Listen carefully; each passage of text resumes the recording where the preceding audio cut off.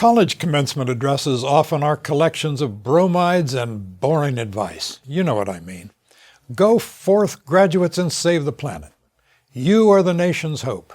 You have worked hard and learned much from devoted faculty. And don't forget to floss and to use sunscreen. Bor-ing. Just once, a commencement speaker should puncture the smug complacency and cloying self-congratulation on campuses.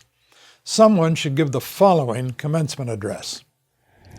Members of the graduating class, you who are about to receive your diploma should also receive an apology from this university and a refund of a large portion of the tuition you have paid. You have been cheated, bilked, propagandized, and badly educated.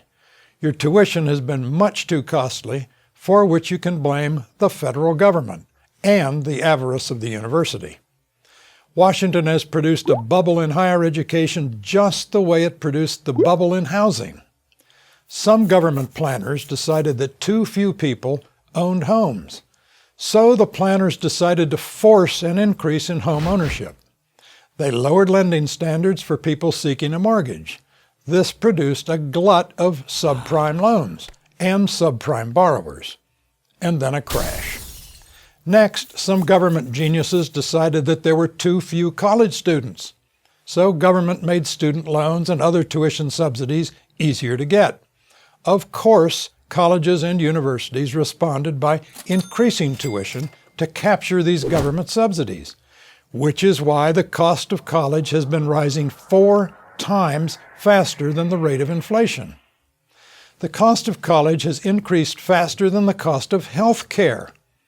There is now well over $1 trillion of student loan debt. There is more student loan debt than credit card debt or than auto loan debt. Most of you are graduating today with debt. In effect, you are graduating with a mortgage, but no house. And what did you get for all this expense? A subprime education. Today's students study many fewer hours a week than students did a generation ago, but they are getting higher grades. This too is a result of government creating perverse incentives. The government money gives colleges and universities a powerful incentive to admit more and more students. Inevitably, this means more and more students who are marginally qualified or unqualified. Many of these will pay tuition for a few semesters and then leave school with debt but no degree. Others will plod along, paying tuition, piling up debt, and eventually getting a degree, but not in 4 years. You have seen the t-shirts that read, "College, the best 7 years of my life." Those of you who majored in gender studies, or women's studies, or ethnicity studies, or cinema deconstruction, or any other of today's academic fads, to you I have this advice. When this commencement ceremony is over and you take off your cap and gown, do not bother looking for a job. Instead, go straight to the unemployment office. This university did not equip you to add value to the American economy. Soon, this university's office in charge of alumni giving will ask you for money.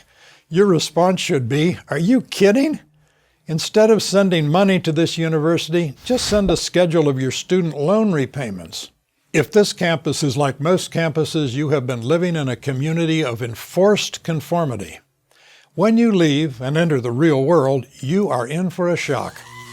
If this is a typical campus, it has a speech code. It has forbidden and punished speech that did not conform to fashionable political pieties.